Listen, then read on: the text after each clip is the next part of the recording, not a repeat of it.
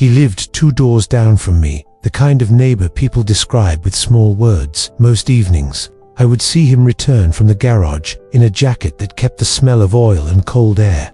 He would carry his lunch pail like a habit that could not be unlearned. The hallway light always made his face look softer than it did in daylight, and in that softness I sensed a weight he never set down. His steps were careful, as if the floor might remember each one and judge him for making a sound. He had hands that told stories before his mouth ever tried. The knuckles were rough, the nails stained by years of vengeance and stubborn bolts. When he nodded hello, it felt like a promise he would actually keep. On weekends, he tuned the old radios that neighbors left on his stoop. He worked on them in the open window, where the breeze carried out little threads of music, a song trying to be brave. Sometimes I watched those radios wake, and I thought about the way he coaxed life from things that had given up on themselves. He treated metal with patience I rarely see offered to people. Loneliness settled on him like a winter coat. He wore it without complaint. He watered a fern that never seemed to grow. He kept his late father's toolbox on a shelf, polished, though scratched, and when the evening turned quiet enough, a stillness gathered around him that felt like prayer. He never chased attention. In fact, he stepped aside for it, letting louder lives pass. Yet there were moments when his eyes lifted toward the strip of sky above the alley, as if he feared time was slipping through it, and he was not invited to follow. I knew the way doubt can bruise a person who does not show bruises. He carried that kind of doubt. Was he enough? Did his days matter beyond the grease on his sleeves? He listened more than he spoke.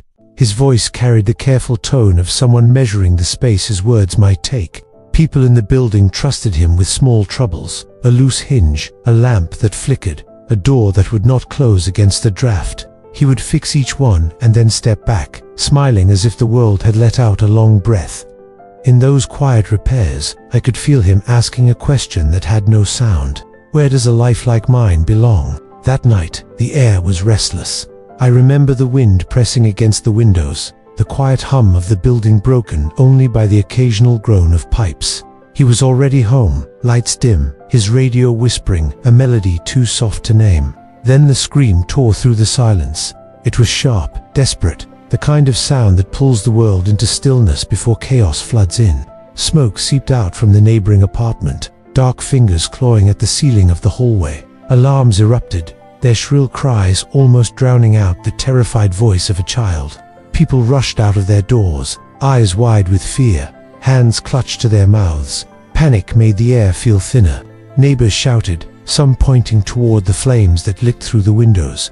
But the cry of that child did not fade. It grew weaker, as though the fire itself was stealing the voice. He stood among us, motionless at first. His shoulders trembled in the flashing red light of the alarm. Fear painted his face pale, but behind his eyes something stirred. I saw it, like a spark buried deep in ashes, refusing to die. His father's words, ones he had once repeated to me on a quiet afternoon, seemed to echo in that moment. When someone needs help, you don't ask who you are. You ask what must be done. Still, he hesitated. Smoke poured thicker, turning the hall into a tunnel of shadows. The other neighbors shouted for help, some dialing frantically, others crying out prayers. No one moved closer to the fire. The heat grew so fierce it felt like standing too near the sun.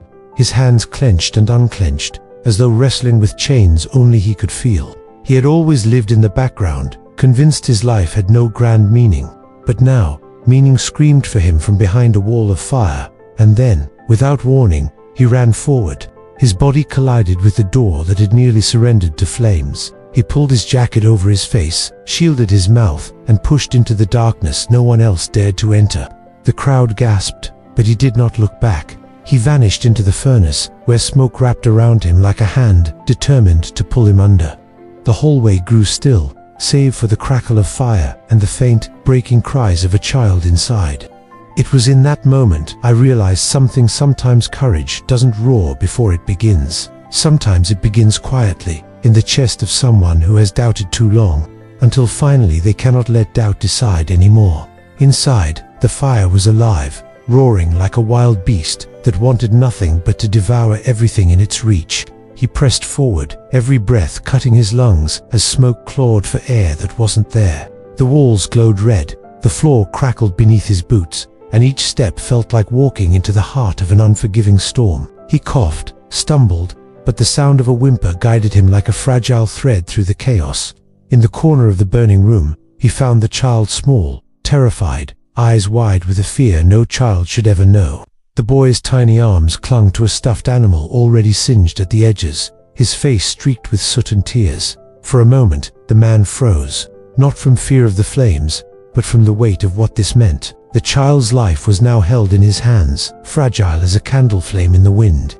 He scooped the boy into his arms, wrapping his jacket around him, shielding his face from the smoke. The child trembled, burying his head into the man's chest, as if instinctively knowing he could trust him.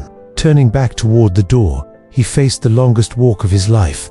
The fire surged louder, beams groaned above, and falling debris threatened every step. His muscles screamed, his chest burned. But the voice of his father's lessons carried him onward. You do not measure your strength until you spend it for someone else. Bursting through the door, he stumbled back into the hallway where neighbors watched with wide, tear-filled eyes. A rush of air followed him out, the fire chasing him to the threshold before retreating to its feast inside. He collapsed to his knees, clutching the boy who coughed and cried but breathed, alive. A mother's scream of relief split the air as she fell to her knees and wrapped her child in trembling arms. Her sobs echoed through the hall, a sound heavy with gratitude and disbelief. In the days that followed, he returned to his quiet rhythms, the garage, the radios, the fern in his window. Yet there was a lightness in his steps, a new steadiness in his gaze. He no longer looked at the strip of sky as if time was slipping away from him. He looked at it as if he finally belonged under it. True heroism rarely wears a crown or seeks a stage. Sometimes it lives in the quiet neighbor next door, waiting for the fire that awakens it. Every life holds the chance to matter, even when the world convinces us otherwise. Courage does not always announce itself. It often rises in ordinary people at extraordinary moments. His story reminds us that meaning isn't found in titles or applause, but in the choices we make when someone else's life hangs in the balance. May we all remember that even in our quiet existence, we carry the power to be someone's hope in the darkest hour. If this story touched you, please like, share, and subscribe for more stories of true spirit and quiet courage.